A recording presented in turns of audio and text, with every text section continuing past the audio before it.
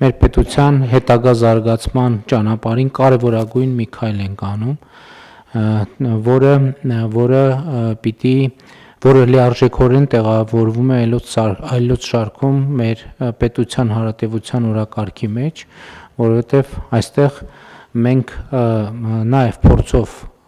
համոզվել ենք, որ այս համակարգը առաջին հերթին արդյունքներ է բերում Հայաստանի Հանրապետության քաղաքացիներին եւ ընդհանրապես մեր պետական ռեսուրսների առավել արդյունավետ կառավարմանը։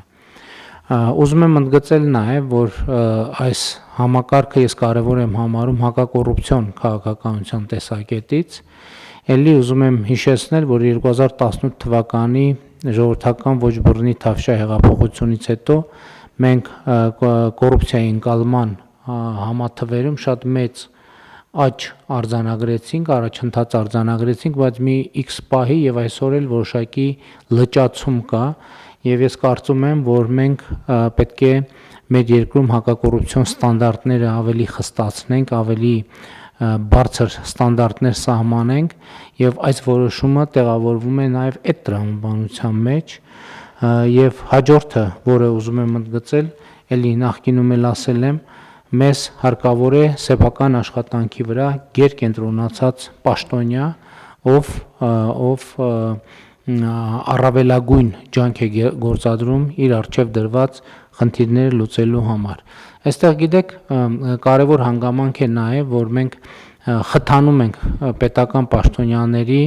կրթական մակարդակի շարունակական բարձրացումը, բայց ես ուզում եմ սրա մյուս կողմն էլ նայենք, սա ըստ էության նաև ներդրում է շատ կարևոր մեր կրթական համակարգի հետագա զարգացմանը, որովհետև ես այսօր արդեն տեսնում եմ եւ զգում եմ, որ մեր շուկայում, կրթական շուկայում արդեն նոր ծառայություններ են ձևավորվում, նոր առաջարկներ են անում, ինչը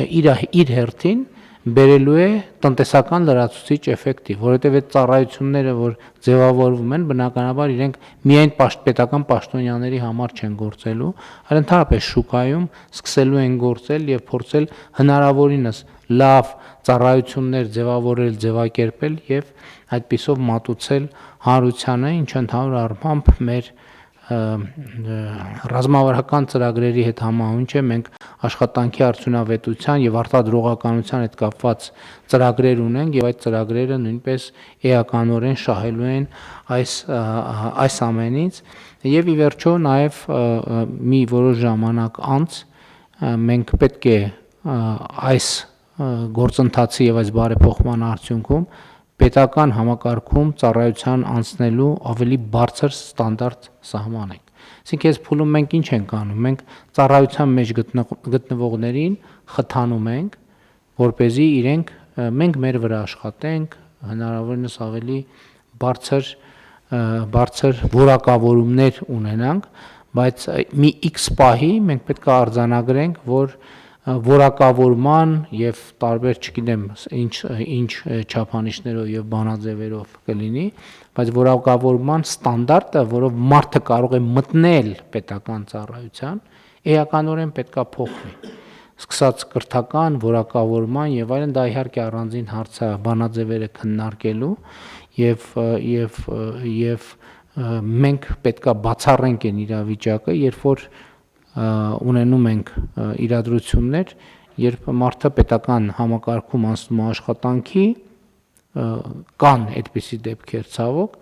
այն պատճառով, որ ուղղակի ավելի մրցունակ հատվածում պարզապես չի կարող աշխատանք գտնել։